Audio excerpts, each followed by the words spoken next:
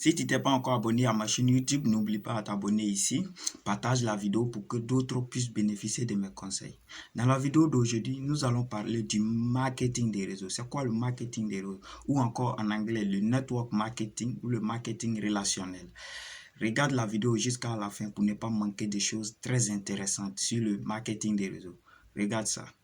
Imaginez-vous dans un nouveau restaurant fraîchement ouvert. L'accueil est plaisant, la déco sympa et les plats sont succulents. Vous en parlez à des amis, ceux-ci sont ravis. Eux-mêmes vont conseiller ce resto à des membres de leur famille, à des amis et autres collègues. Et petit à petit, le restaurant commence à se faire connaître via ce que l'on appelle le bouche à oreille. Dans la majorité des cas, le restaurant ne vous aura pas payé un centime, ni même adressé un remerciement, alors que vous êtes à l'origine de peut-être plusieurs dizaines de clients, car tout cela s'est fait naturellement et de manière transparente. Eh bien, il existe un type d'entreprise qui utilise la puissante force du bouche à oreille pour se développer. Il s'agit du marketing relationnel, aussi appelé marketing de réseau ou MLM, pour multi-level marketing.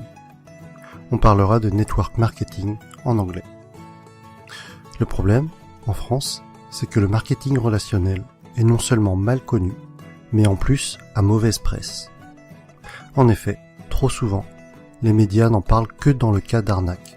D'autres aussi traitent ce système comme un système pyramidal ou encore un système de placement d'argent.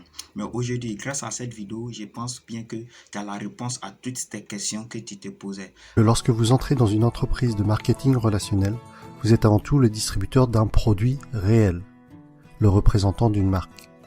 Sans produit ou avec un produit fictif, on rentre alors dans un système pyramidal. D'autre part, dans une pyramide, les anciens sont forcément plus riches que les nouveaux. Dans le MLM, même si plus vous rentrez tôt, plus vous êtes avantagé, cela ne garantit pas du tout votre succès. Un nouveau filleul peut très bien mieux développer son affaire et faire mieux que son parent. Ainsi, dans une entreprise de marketing relationnel, tout le monde est au même stade au début, mais plus elle va grossir et plus elle va avoir d'impact et être puissante. C'est vraiment la force du réseau qui fait qu'une MLM est puissante.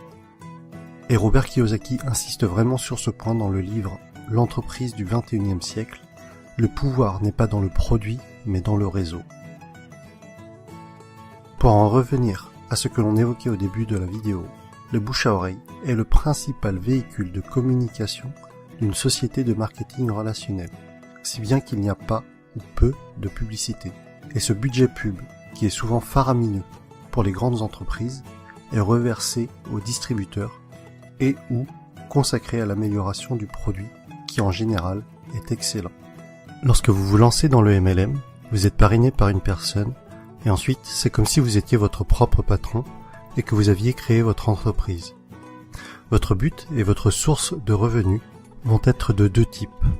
Soit en parlant du produit autour de vous et en le revendant, soit en parrainant d'autres personnes qui elles-mêmes vont devenir distributeurs. Ainsi, le plus efficace et pour que votre entreprise soit réussie, tout ce que vous faites doit être duplicable. Votre filleul doit avoir les outils pour développer lui aussi son réseau. Dans tous les cas, ce qui est important à retenir est que le succès est partagé. Si votre filleul échoue, vous échouez d'une certaine façon. Votre succès est complètement tributaire du succès des personnes que vous aidez, de vos filleuls et des filleuls de vos filleuls. L'accent doit être mis sur le déploiement de votre réseau et pas sur les ventes directes.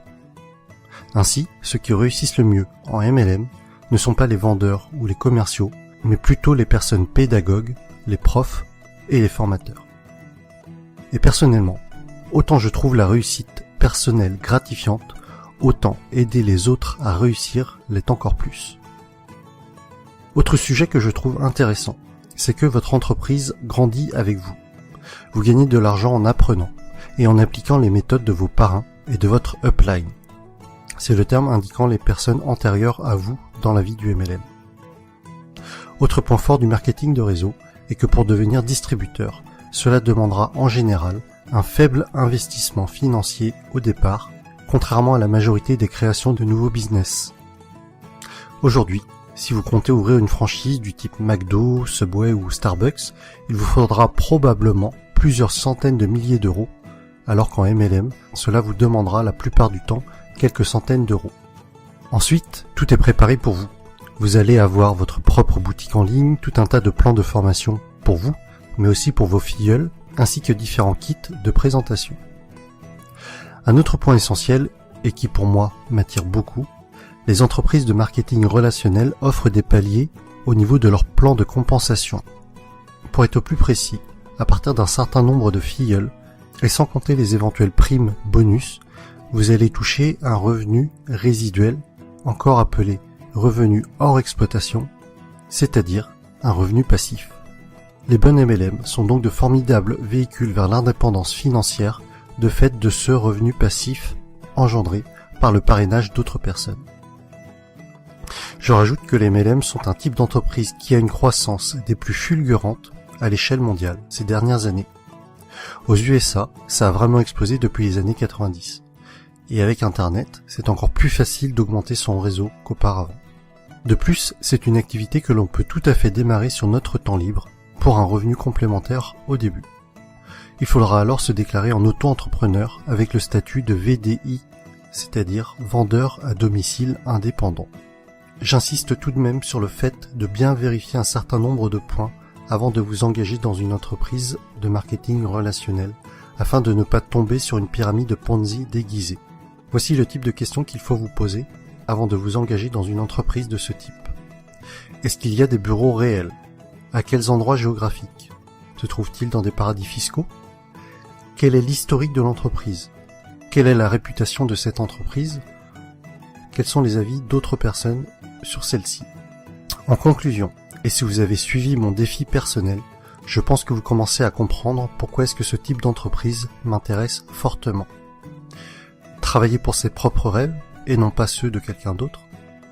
La possibilité d'avoir des revenus passifs avec cet objectif d'indépendance financière. Partager le succès. Vous savez, à la base, ma chaîne YouTube est quand même le partage des bonnes pratiques, d'idées inspirantes.